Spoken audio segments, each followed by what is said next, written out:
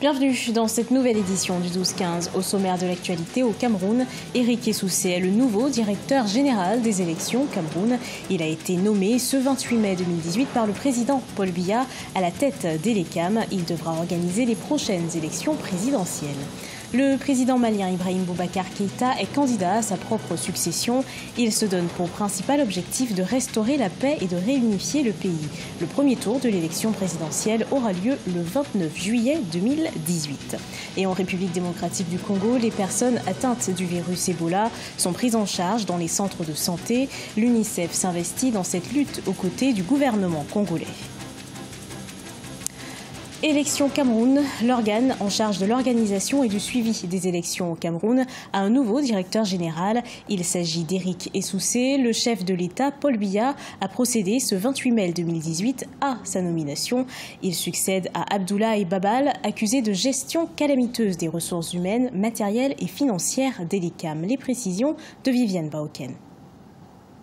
Eric Essoussé et Abdoul Karimou sont les nouveaux responsables d'Elekam, Élections Cameroun, l'organe en charge de l'organisation et du suivi des élections au Cameroun. Par ces actes, le chef de l'État Paul Biya a entériné le constat fait par le Conseil électoral vendredi 25 mai 2018 qui a reconnu Abdoulaye Babale coupable de fautes lourdes. Il lui était notamment reproché une gestion opaque et calamiteuse des ressources humaines et financières d'Elekam, ce qui a entraîné une démotivation du personnel avec des répercussions sur l'image de l'institution. Elekam a des problèmes politiques, Elekam a des problèmes de gestion, Elekam n'intègre pas, ne permet pas une véritable participation de l'ensemble des acteurs clés. Et Elekam n'est pas neutre. Nous n'allons pas participer aux élections tant que le système électoral au Cameroun ne permet pas d'avoir des élections où l'organe organisateur qui est Elekam a une gestion qui est participative, qui nous permet, nous, en tant qu'acteurs, d'avoir un regard sur les opérations qui sont faites. À 5 mois des élections présidentielles, les enjeux sont grands pour Elekam. Selon les spécialistes, cet organe est menacé par un ensemble d'incongruités qui plombent sa crédibilité. Aujourd'hui, plus que jamais, elle devrait se reconstruire en faisant preuve de neutralité. Elekam a un devoir de neutralité. Que les dossiers sortent d'Elekam, se retrouvent dans des cabinets d'avocats à l'extérieur pour être traités en termes de contentieux, alors qu'il y a un service juridique et des affaires contentieuses au sein d'Elekam, c'est une incongruité.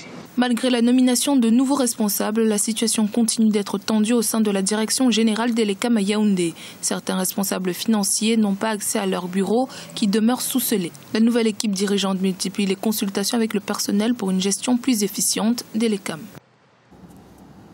Au Mali, le président Ibrahim Boubacar Keïta est candidat à sa propre succession. Après avoir reçu le soutien de plus de 60 partis politiques, le chef de l'État a fait acte de candidature.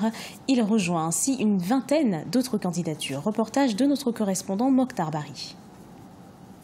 Le président sortant Ibrahim Boubacar Keïta, après avoir reçu le soutien de plus de 60 partis politiques rassemblés désormais dans la coalition Ensemble pour le Mali, est désormais candidat à sa propre succession. Depuis son domicile privé de Sébenikoro, c'est dans un discours solennel que le président a choisi de solliciter de nouveau le suffrage des électeurs. Il estime que du travail reste à faire tant sur le plan sécuritaire que celui de la réconciliation nationale.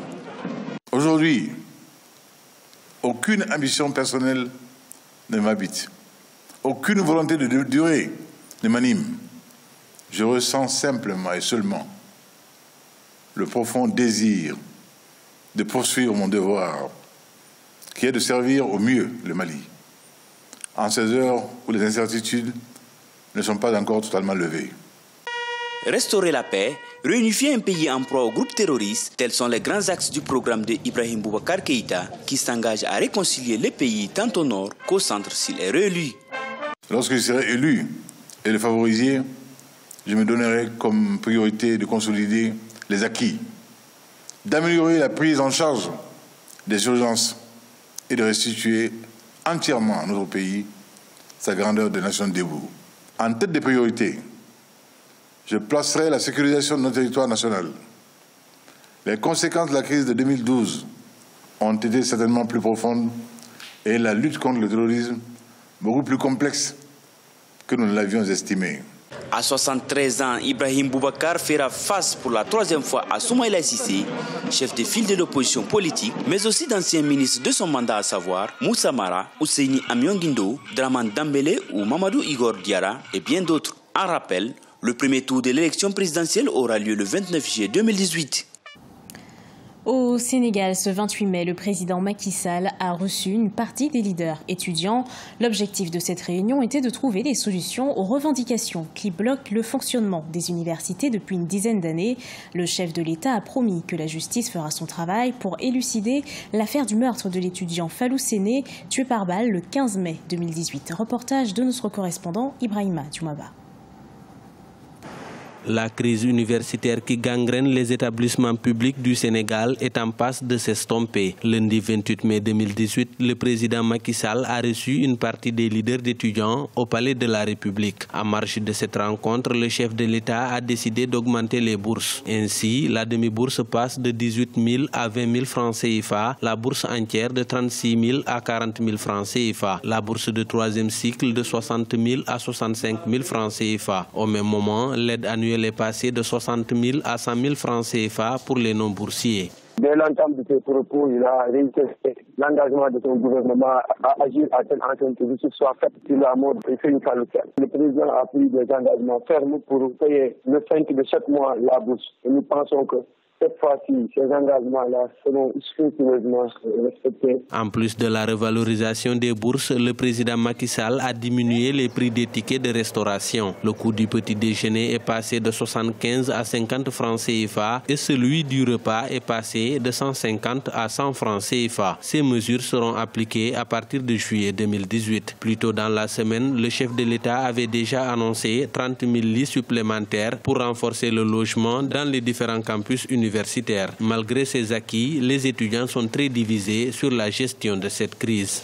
Au départ, nous avions été dans un combat avec une dynamique unitaire. À un certain moment donné, cette dynamique commençait à s'effriter. Donc, nous nous sommes dit que l'essentiel du combat a été fait, c'est-à-dire de poser les doléances, d'être écouté par le chef suprême qui incessamment allait prendre des mesures. Le désir, en tout cas, de tout un chacun était que le coup soit repris. C'est ce que nous avons compris et nous l'avons fait. Face aux étudiants, Macky Sall a également promis des ambulances aux universités de Dakar, de Saint-Louis, de Bambey, de Thiès et de Ziguinchor. Le Sénégal investit chaque année 170 milliards de francs CFA, soit 25,1% du budget de l'État dans le secteur de l'éducation, dont les 52 milliards sont consacrés aux bourses des étudiants, selon les chiffres fournis par le président Sall. En République démocratique du Congo, depuis l'annonce de l'épidémie Ebola dans la localité de Bandaka, l'UNICEF s'investit dans cette lutte aux côtés du gouvernement congolais. Des vaccins sont administrés aux populations et au-delà des vaccins, l'UNICEF sensibilise les populations sur les règles d'hygiène à observer. Adidjatou Badawi. Ici à Bandaka, la psychose des populations autour de l'épidémie Ebola se dissipe peu à peu avec le soutien de l'UNICEF et du gouvernement congolais. Depuis quelques jours, les personnes atteintes du virus Ebola sont prises en charge dans les centres de santé. Et pour des mesures de précaution, des vaccins préventifs sont également administrés aux populations de la localité. Aussi, une sensibilisation des populations sur les règles d'hygiène à observer est faite. La grande mission que nous avons, donc en communication pour le développement ici, avec UNICEF, c'est pour arriver à mobiliser la population autour de la vaccination. Donc nous entrons dans le ménage, des contacts pour leur parler de la vaccination qui arrête la chaîne de transmission. Dans cette localité touchée par l'épidémie de virus Ebola, le personnel médical use d'une communication de proximité pour mieux convaincre les populations à se diriger vers les centres de santé. Nous leur parlons de ce qu'ils doivent se faire, comment ils doivent se comporter et enfin les amener au site des vaccinations pour se faire vacciner. C'est l'essentiel du travail que nous sommes en train de faire sur le terrain. Afin de limiter la propagation du virus Ebola en République démocratique du Congo, le gouvernement congolais, l'Organisation mondiale de la santé et les agences d'aide, notamment l'UNICEF, se sont résolus à conjuguer leurs efforts. À ce jour, plusieurs Congolais ont pu recouvrer la santé et reprendre leur quotidien en main. Ce journal a été préparé par l'ensemble de la rédaction. Merci de l'avoir suivi. Retrouvez dans un instant une nouvelle édition de l'actualité sur Africa Radio.